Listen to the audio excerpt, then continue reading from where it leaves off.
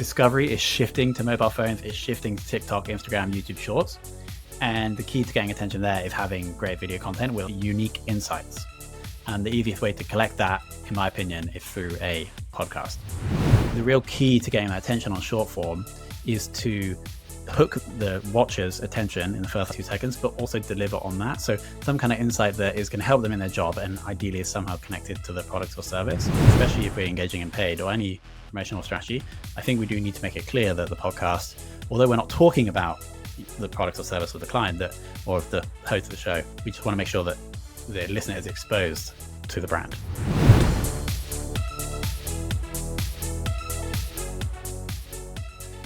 In today's episode, we're going to talk about how to start and grow a B2B podcast. My guest today is Tom Hunt. Tom has tried and failed 17 businesses, invested in 11, and during this journey, he found the one which is working for him, which is called Fame.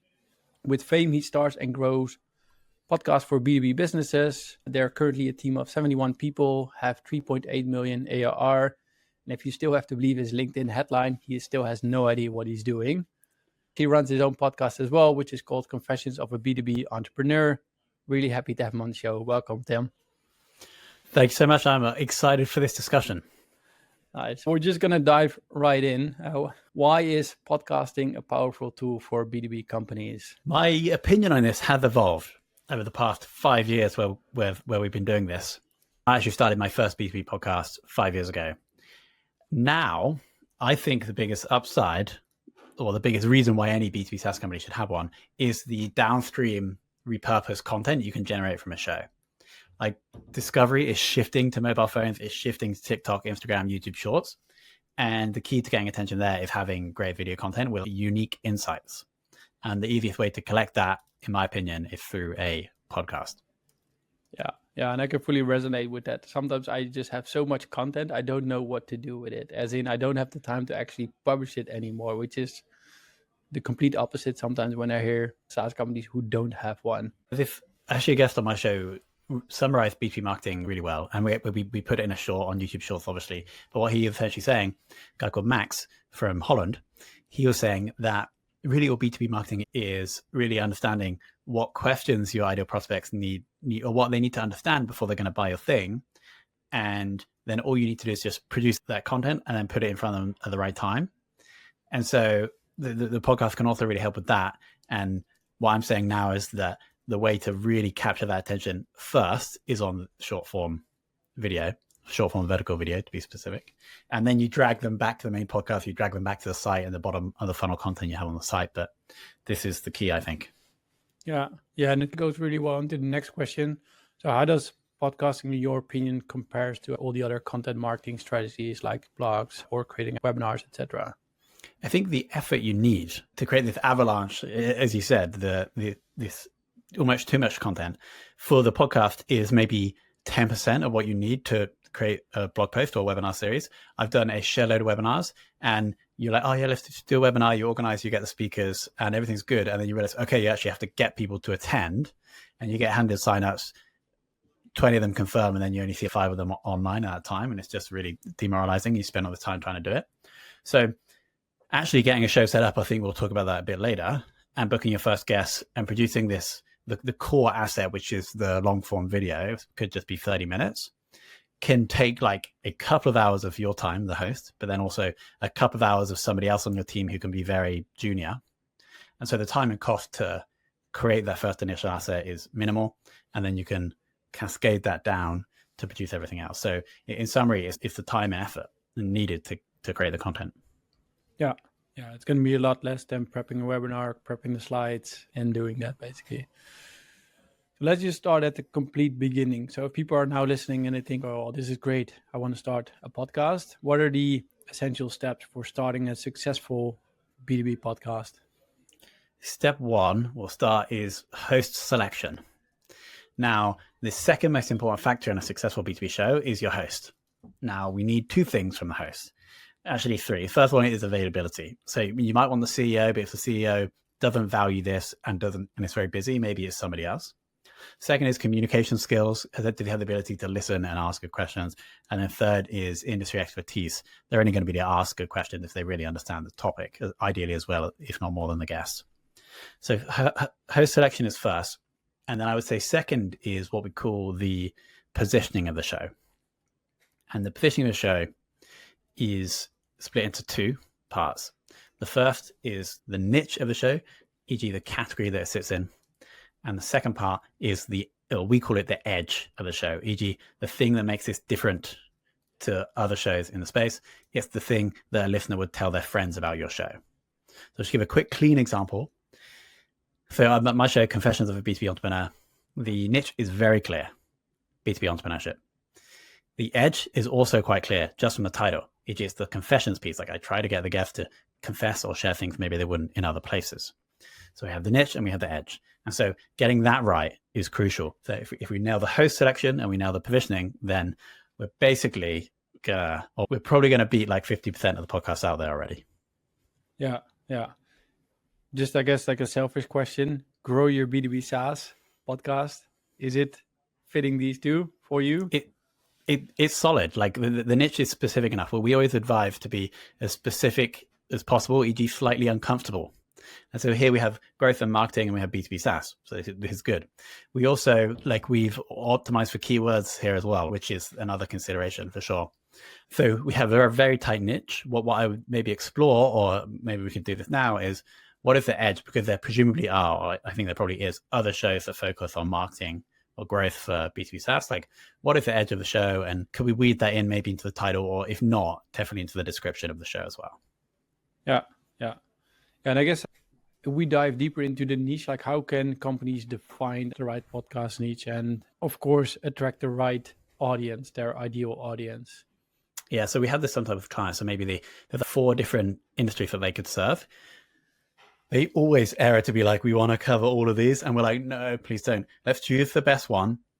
And then let's produce the show. Let's get this working. Because the reason why we want it more niche is it's so much easier to pick up those early listeners. If when they see it on LinkedIn or they see it on YouTube, they're like, wow, that's perfect for me. The conversion rate is just going to be much higher. So we're always like, just choose the one that is specific enough so it's just uncomfortable. And in terms of what niche or industry to choose, we just want the niche or industry that has the highest proportion of the people that are going to buy your stuff. So typically when clients come to us, most of them have their customer persona defined. So it's really just translating that into a niche or category. Yeah, that would definitely be my recommendation. Who are you selling towards? Try to get them to listen to your podcast, because then it's like a free marketing channel, only time invested. If people want to get started, you have to use some kind of tools to host a podcast, to record it, and to distribute it. What are some of the tools you would recommend for people starting out? Yeah, I would start with 3. So we need a booking tool. We need some way to book guests into the calendar. We use Calendly. There are many other options. We need a recording tool. Now, the 2 setups here, if either at Riverside, we're recording on this right now, or you can use a combination of Zoom and Audacity, which is a local recording software. That setup can actually be free if you only record for less than 40 minutes. Riverside's $20, $30 a month. So that's recording software. And then finally, we need a hosting tool. And so here's the tool where you upload the audio and it distributes it to all platforms, audio and also YouTube as well. And there are many versions of those. So I think those are the 3 things you need to get started. Maybe as you progress, maybe you need an editing tool, or maybe you need content repurposing tool. But I think those are the bare minimum you need. Yeah, and for the recording tool, as you mentioned, we're now using Riverside, like they already have the AI generated clips in there. So I guess if you are going to use a recording tool, you might get a lot more benefits out of it by choosing the tool which helps you to distribute the content, or at least create the short form content, as you mentioned at the beginning. Yeah, that was a wise choice by Riverside, in my opinion. So they're basically just using AI to take the long form, break that out into shorts, and then they even now have the kind of editing interface to allow you to add subtitles and animations, etc. So yeah, that was a good move. Yeah, what I personally like is that you can actually edit it based on the text. So you can just see the transcript and then you can just cut things out. Like, it saves so much. The Descript feature, here's the thing that Descript brought onto the market like 4 years ago. It was like very groundbreaking at the time, but now it seems like other platforms are able to build it as well. So it's great to see. Nice. Let's assume then we have our edge, we have the industry, we chose the niche, we set up, I guess, the tools, etc. What are some of the strategies, I guess, to really start growing the podcast? Got it. So we've already covered the main one, which is repurposing. So let's dig into that a little bit. I do agree, like we can use AI to pick the clips, but we really need somebody who has a good understanding of the customer persona to select the clips. And so maybe we start off with AI, and maybe hopefully that picks the right one, or if not, we do it manually, because the real key to getting that attention on short form is to hook the watcher's attention in the first 2 seconds, but also deliver on that. So some kind of insight that is going to help them in their job and ideally is somehow connected to the product or service. So we want to pull that out. We want to just tweak and optimize to maximize the amount that someone's going to review that. Maybe we need B-roll, maybe we need some kind of music or sound effects. And then it obviously has to be brand aligned, and then we want a CTA back to the main podcast. We're actually finding the YouTube shorts, we're getting the most organic traction for these at the moment. And so in the description, we link back to the main video on YouTube. That's one repurposing strategy. We obviously want a written, take the written content, whether that you can use a repurposing tool or just a transcript, and have that on a blog post on your site. So that's the repurposing to written. And then over time, we're just going to have a big database of these posts that ideally is going to generate inbound organic traffic. And then I like really combining those two things into a LinkedIn post. Writing LinkedIn posts that get attention is like a whole other episode, right? But we want to basically get a good copywriter to write out a post that hooks the reader, drags people through, and then either put an image or one of those short form videos in that post as well. And then we're linking back to the main episode from the comments. So that's my hot summary of 3 ways to repurpose show to get attention for it. The other obvious one is whenever you co-create content with anyone, there's an incentive for that person to share it or to link back to it. So there's two things there. Ideally, we get the guest to take the episode and maybe they have a press page on their site where they can link back to it. Or maybe they'll take the written content you produce and produce a blog post on their site and link back to you. And then also we want to try and maximize the amount of shares that the guest will do of the episode. So we're going to tag them in the LinkedIn post so they like and comment and maybe repost. We're going to send them the snippets because maybe they want to upload that or they want to tweet those shorts themselves. So I would say those are 2 obvious ones. Yeah. I love, I guess, to see what you mentioned, what is working right now as in the more unobvious ones. Curious to hear more about that. Yeah, I think the biggest arbitrage now is if you were to Google best niche X or whatever niche it is, podcasts, you have a lot of blog posts ranking for those tools where the owners of those blog posts don't realize the value of those. So the classic one we managed to dominate was best IoT podcast. We also dominated best crypto podcast for a while. And so you want to ensure that you have written a post, and depending on your domain authority, you might be to rank straight away. We had a podcast hosting tool that had a high domain authority, so we could basically rank straight away for these things. But that's fine. You do that anyway, even if you're not going to rank, do it, because over time you'll ideally start to rank for your niche. So for you, it'd be best, you probably already done this, best B2B SaaS podcast, best SaaS marketing podcast. Even if you can't rank yourself, you basically go to each of these and you do deals to get featured. So one we did is we reached out to whoever, the company that created the blog post in the IoT space, and we said, we'll bring your CEO as a guest onto our show if you put our show as number 1 on your list. And we did that. Or we just pay them a little bit to get included, or we do a backlink exchange to get included. Because if we get that right, then that's a stream of essentially free listeners coming to the show. So that's something that I like to do. The other thing I've been experimenting with recently is the paid strategy, where I post most episodes on my LinkedIn profile, typically the copywriting we just described, and then the short form video. And then what I'm doing is I'm waiting for one to pop off, and then I'm using thought leadership ads through the LinkedIn page, company page that we've created for the podcast. So that means we get the podcast showing up at the top of the ad, and it's my face, so that's from a person, which typically performs better. And we use that, and we only boost posts that are already shown, proven to get engagement. And so we get more from that ad spend. The kind of holy grail happened recently where we posted that for a guest, and then the guest business asked to be able to promote my personal post from their company page because we made the guest look so good in the video. So that's only ever happened once after about 120 episodes. So that's the real holy grail, and that actually combines the paid and the guest strategy we mentioned earlier. So that's what I'm seeing right now regarding podcast promotion. Yeah, and it's interesting because the paid ads, it's a bit of a long way to get paid clients in, but it's really focused on thought leader, getting yourself out there, getting people to get to know you via the podcast, and then identify which brand you're connected to and then go from there. Because it's really top of funnel, or am I missing something? Agreed. I would say it's very top of funnel. But what I would say in the intro and outro of my podcast, Fame, our podcast company, basically sponsors our show. So anybody that listens to the podcast is going to understand what Fame does. And so all I really care about is getting people from the social platform to listen to one episode.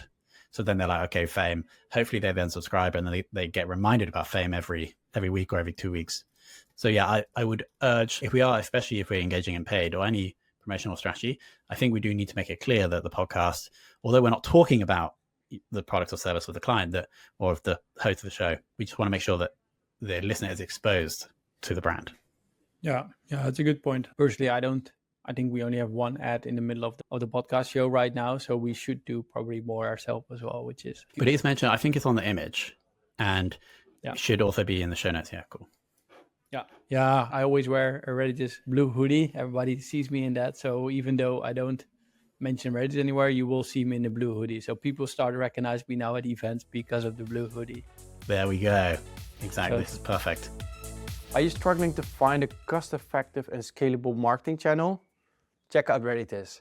We help you to have other people recommend your SaaS, and you would only pay them when they deliver you paid clients, making it a very cost-effective and scalable marketing channel. Want to learn more? Go to getredditus.com. So now we get people to listen to this show. Do you have any advice, strategies on how to engage listeners? I think the number one thing is to just try and make the content as valuable to them as possible.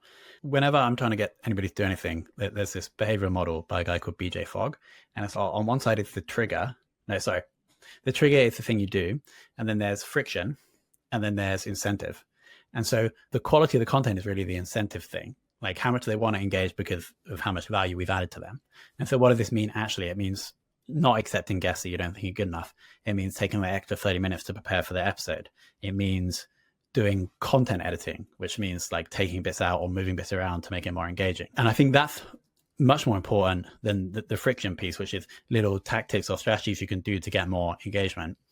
The one that I've done forever, which I think has increased the number of ratings and reviews we get, is in the outro. So on my show, the intro and outro are custom that I record for every episode.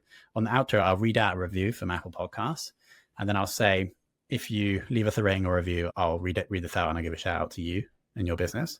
And so that's a way of getting listeners to actually contact me, get feedback, and then that helps with ranking on Apple. We even built in a feature to our hosting software, for audio messages. So a link on the player that would allow people to send a question via audio.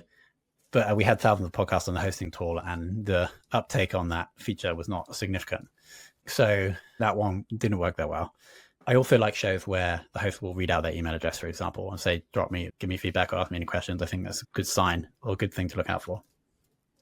Okay, I might just do this at the end of the show right now already. I can't pick up a review that quickly, but people can email me at the end of the show. So I will give my email right there.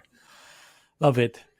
These are all best practices. Let's turn it around a little bit. Let's make it a bit fun. What are the common mistakes companies make while trying to do podcasting? The absolute stone cold killer of a podcast, in my opinion, is where they don't understand where in the funnel the content sits. So they're like, we're going to release a podcast, and because we are us and we're amazing, we're going to get thousands of downloads a month.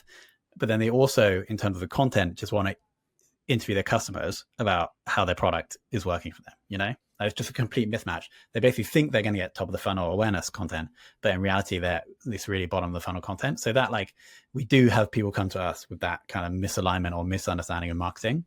So that's the most obvious one and the most annoying one for me. Probably the three things is not getting the positioning right. So the niche is too broad, or they're not being an edge to the show. Not being consistent with the release schedule. So maybe they choose a schedule that is too ambitious and then release weekly for 3 months and then don't release for 6 months. That is really tragic because we're probably going to lose that momentum and the listeners. And the third thing that we haven't spoken about yet, and it used to be much more of a thing, I think 5 years ago, but less now, but I think it still is important, is not being strategic about guests, especially with B2B companies. Let's say we have a marketing manager here, 50-person B2B SaaS company. I guarantee that they probably don't have a CMO, but the CEO is like, how are we going to make money from this? And so what we want to do is just ensure that on the road to building that audience of people that are going to eventually buy our software, we're increasing the chances we get an ROI. And we do that by just choosing the right guests. We're not going to pitch anyone, but we just want to build relationships with people that could be partners or that could be customers. And so that maybe we bring in a new partner in the first, all about partners with the affiliate business, right? And how powerful they can be. And so maybe we bring in the 15th guest becomes a partner and drives X amount of revenue. If that pays for the show, the CEO, he's off your back. He's going to reinvest and you can keep the show going for another year or so. So just to summarize on the mistakes, it's the not understanding where in the funnel it is, not being specific enough with the niche or not getting the positioning, not being consistent, and then not being strategic about guests. Yeah, and I love the guest selection because I do have a couple of clients who I got onto the podcast, but which weren't a client when I got them onto the podcast, but we started building relationship. And then, of course, we connected. They saw my content a lot. And then they asked, what does Joran actually do? And then in the end, they started using us. And like one trick I use, because people always ask me like, hey, how do you get so much, I guess, like industry experts on your podcast? Because we're just doing it a little bit over a year. You have to find one crazy person who's well known enough to get onto your podcast. In my case, it was Patrick Campbell. I think he's episode 3 of season 1 or something like that. But I organized SaaS Talk Local. He was speaking there. He said, Joran, hey, can you make a quick video of me on stage? I said, yeah, sure, fine. But can you come on my podcast? We got a deal. After that, when I invited other guests and I say, I already have Patrick Campbell, it was an easy yes. You're tapping on the biggest lever for guest outreach, social proof. And you're totally right. You just have to grind until you find the relatively big name. And you got a massive one in this industry for number 3. And then you just leverage that and you leverage that. And with every other guest, you maybe have notch up slightly. And then after 50 guests, it's going to be relatively easy to get anyone on. But getting that first one, typically you have to go through network. But in this case, a bet that you made organizing that conference, presumably you weren't getting paid for that, paid off big time through the landing him as a podcast guest. Yeah, exactly. I can't remember which message I sent to you to get you on my podcast, but it is somewhere in the lines like, hey, I already had Patrick Campbell, Wesh Bush, Sean Ellis, Nathan Latka. Would you be up in joining the podcast? Takes you max an hour. Yeah, that's it. And so for me, when I'm deciding what podcast to go on, that I'm looking at who else has been on it and how many episodes. Yeah. And so both of those basically come with time. So good outreach. Nice. And you mentioned one other thing, not being consistent in doing the episodes. How important is it to maintain a consistent podcast schedule? And what works best? Is it weekly, daily, monthly? Yeah, it's like absolutely fundamental in my opinion. Like we're trying to build a relationship with the listeners. And if we break that trust, like we've done all the work to get them to actually want to listen to the show, and then we don't do the simple thing of just releasing consistently to enable them to build that habit. So very important. And actually happened to me last weekend. So probably the only show that I get annoyed about when they don't release on time is the All In podcast. So if you had that one with Silicon Valley billionaires talking about tech and business and stuff. And it typically releases like early morning on a Saturday. And last weekend, for whatever reason, it was released like early morning the next day. And literally my Saturday morning routine, which was to get out, walk the dog and listen to that show, was ruined. And obviously, because I have so much goodwill with that podcast over the past 2 years, I'm not going to stop listening to it, but it was really annoying. Anyways, in terms of the frequency, you just choose the maximum frequency that you're confident you can do for 6 months. So it could be weekly. For most B2B companies, it's typically bi-weekly, but some go for weekly, some go for more, and some go for monthly is fine. It's just quite hard to grow a show when you're only releasing monthly. Yeah, makes sense because you won't have a lot of new, fresh content. So you won't have a lot of things to push out to actually get the growth going. So we go back to like good things you can do. Do you have any best practices regarding B2B podcasts? What are they doing? How have they done it? What can we learn from those?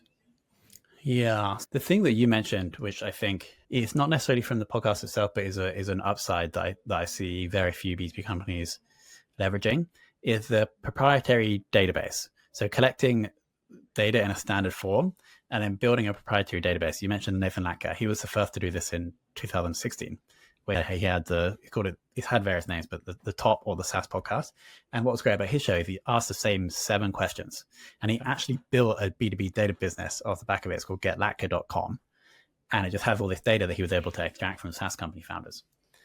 And so he took it to the extreme, but for any other show, you can simply just ask 2 questions or even just 1 question at the end of every episode and start building this proprietary database. The easiest way to utilize that for the benefit of your business, in my opinion, is just to create a Google Sheet or make it a little database if you have more budget. And then that can be the lead magnet in online marketing terms for the people listening to the podcast. And so I think in this case, you're collecting piece of advice for getting to 10K MRR. Perfect for a lead magnet for the show or just on the site, because you're going to have, let's say, 100 of these, and it's going to be like probably the most valuable or one of the most valuable resources for somebody trying to get to 10K MRR. So I think that's probably underutilized. The other thing I would see on the production side is we've spoken about the importance of the host. Second most important factor in a podcast, first is guest quality. But what I don't see happening very much is feedback and training for hosts. So one thing that I like to do is you can upload a transcript of an episode and you can count filler words. And so very easy to do. And you can go back to the host and be like, used 17 times in this episode. Next episode, let's try and get that down to 10. It's like a very marginal improvement. But if we stack these over time, we're going to improve the quality of the episode. So there are a couple more things. Building the proprietary database, training the host that I think could help B2B company with a podcast. I think that's a really good one. If I look at myself, I don't even listen to my own podcast. Would be able to improve based on the things I know from the recording right now, but not from the learning on actually listening to it. Yeah, I think if you want to get very serious about it, you could do that, but you will be pleasantly surprised about how fast you can improve your communication skills if you do review your own recordings. Nice. It's a good tip for me. I might do it on Saturday morning as well. So once we grow the podcast, what kind of metrics or KPIs should businesses track to evaluate the success of their podcast? Yeah, so if we back up, the biggest upside for B2B company running podcasts is getting the 97% of people who are not ready to buy your podcast to know and trust you, so that when they need your cybersecurity compliance software, they come to you. And so if that's the goal, really what we want to achieve here is content consumption. Because if people are listening to it and we're adding value to their lives, they're going to start to know and trust us. So that means the primary metric we want to optimize for, in our opinion, is total monthly downloads. Content consumption, this month than we did last month. We like to shoot for 10% growth. Now, when you get really big, so it's 10% monthly growth. When you get really big, that's quite hard. But when you're starting out and you're the 500 to 5,000 to 10,000 downloads a month, that's a good goal. So that's the first one we like. Second one we like is total followers over subscribers on YouTube, but followers on Spotify and Apple. So from those 3 platforms. Again, this shows that we're building like a deeper relationship with these people and they want to be reminded of future episodes. So that's a secondary metric. Maybe you want to see that go up 5% a month. And then the third one, which really helps us with host coaching and with content quality, is episode consumption time. Apple, I from my understanding, I'm not right up to date. Spotify doesn't allow this, but you obviously get this on YouTube and you can get it from Apple. So what percentage of the episode was consumed? Again, this is telling us that people are actually liking this episode more than the previous one. So we want to tweak and improve that. So those are the top 3 metrics we'd like to look at to guide us as to whether we're hitting that goal. Nice. Yeah, and I know Spotify has it, but we use Anchor, or it used to call Anchor. Now it's Podcasters for Spotify or something like that. So we use their tool. So maybe it's only possible when you actually publish it via them. Yeah, when you host with Anchor, the free tool. Yeah, we started with low budget. This is how we got started. Very nice. Yeah, that's the best way to start, to be honest. So I guess we touched upon it a little bit already. AI, like how do you see AI in podcast production, maybe distribution? How do you see it like being leveraged within podcasting? Yeah, I think it could streamline any process, though. I'll just take a couple of examples. Let's say we're booking a guest through Calendly and we're just collecting some basic information about what they want to talk about, or if they're going to get their LinkedIn profile. We can then use AI to combine what they want to talk about, what we know about our show, and their LinkedIn profile to produce at least the first draft of episode questions. As we mentioned, we can use it to suggest snippets. We can use it to convert the transcript into timestamps, social posts, content. So I would recommend doing all of this.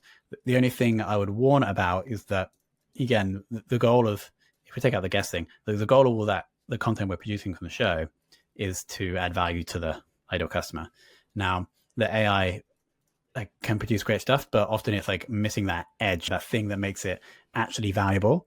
And so we do like to have somebody that has an understanding of the customer persona and of the industry to review all of that. Because otherwise it's just a complete waste of time. For that guessing, again, we still want a human to go through and review the proposed questions from the AI, because again, you're going to look like a bit of an idiot if you send questions to the guest that are just like completely obvious or just not relevant anymore.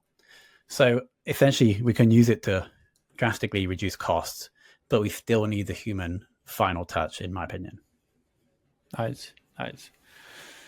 I guess when we try to summarize like growing and starting a B2B podcast, what would be your number one advice if somebody's now listening and then they're like, yeah, I definitely want to get this started? So for growing, I do one for starting, one for growing. For starting, I think it's nail the positioning. So make sure the niche is specific enough, make sure the edge is valuable enough. For growing, and this is the same ethos we have for growing our company and for growing anything, is retention is the foundation of growth. So before you go and test all those promotion strategies we discussed earlier, we want to ideally have relatively high consumption. We want to have some good reviews. We want to have some good feedback. It's the same with growing a business. Like before you really spend those on Google Ads to buy more customers, you want to get testimonials, get good feedback from the clients. E.g., we don't want to just throw water into a leaky bucket. So for growing a show, it's retention is the foundation of growth. Cool. We are going to go to the two final questions, which are indeed building up our database. This is more towards like building a B2B SaaS company. So when we are talking about growing a B2B SaaS, like what kind of advice, and you can make it towards podcasting or go beyond that.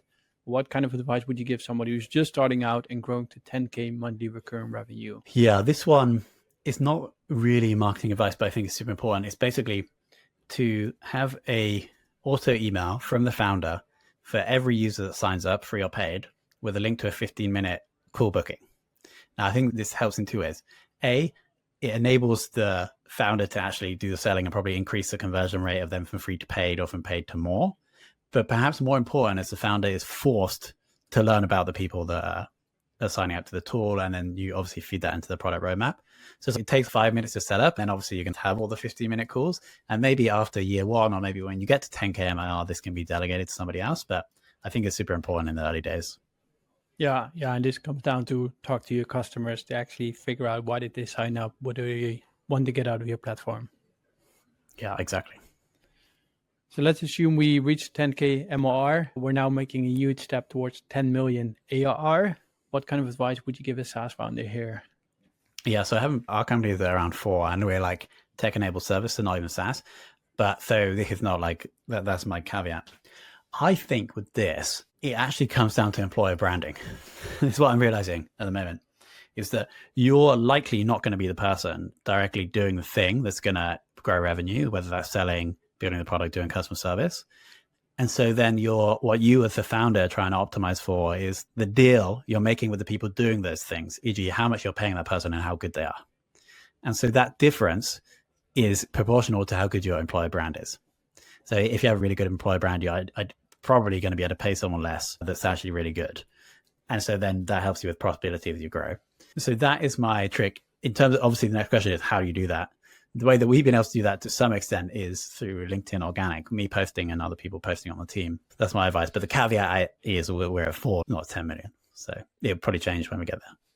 Yeah, but it's nice to also get the advice from somebody who's going on the same journey right now. That's really nice. Cool. What I will do, no AI is being used for this. I will summarize the episode in, let's say, 40 seconds. Here we go. So why podcasting for B2B SaaS company? It's a great and easy way to receive a lot of content and distribute short form videos out of it. If you are going to start out, make sure you focus on these 3 things. Host selection, so availability, communication skills, industry expertise, position of the show, pick an edge, pick an industry. So choose one niche if you focus on multiple. 3, the tools, make sure you have a good booking tool, recording tool, and hosting tool. If you're going to grow the podcast, make sure you're going to repurpose the content in short form and long form, like blogs, for example, combine them into a LinkedIn post where the hook is super important. Also ask the guests to co-share things, link it on their site, tag them into a post, get them to share things, and even maybe run thought leadership ads on LinkedIn posts, which are working really well. Leverages LinkedIn Leverage listing articles, get yourself featured in them. So the best X podcasting blogs for why. Engagement comes from the quality of the content, so always focus on that. You can read out reviews at the end of the show, give your email to get feedback, to get more engagement. Common mistakes, wrong positioning, non-consistent publishing, too much focus on bottom of funnel content, and the guest selection. If you are going to start a podcast, make sure that you choose the frequency which is working for you. And if you want to take it one step further, start building a database from your show. So by asking the same questions to every guest. Then I guess for KPIs, focus on total month consumption. So downloads, try to get to 10% growth, total followers, episode consumption time. So you actually see if people are listening.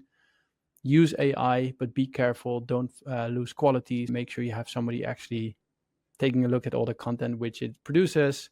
And then retention is the foundation of growth. Good summary. Very good summary. It's great to know someone's listening. Exactly. These are all your words. Thank you for that. If people want to get in contact with you, Tom, how can they do so? LinkedIn, Tom Hunt is good. Email address, tom@fame.so is also good. And then, Confessions of a B2B Entrepreneur is the podcast. Perfect. We're going to link to everything. So to your LinkedIn profile, to your podcast. We're going to add the email in there. If people want to give feedback to this podcast episode, email me at joran@getreditus.com. So I'm already going to leverage your feedback in here. Thank you for that. And if you are listening to this show, please leave us a review, either on Spotify or Apple Podcasts, so we can beat the algorithms and maybe even rank higher than Tom's podcast. Yeah, I think you might be. Awesome. Great summary. And I'm glad to see the feedback being taken on straight away. Nice. Love it. Thank you for coming on, Tom. Cheers. Thank you for watching this show of the Grow Your B2B SaaS podcast. You made it till the end, so I think we can assume you like this content. If you did, give us a thumbs up, subscribe to the channel. If you like this content, feel free to reach out if you want to sponsor the show. If you have a specific guest in mind, if you have a specific topic you want us to cover, reach out to me on LinkedIn. More than happy to take a look at it. If you want to know more about Reditus, feel free to reach out as well. But for now, have a great day and good luck growing your B2B SaaS.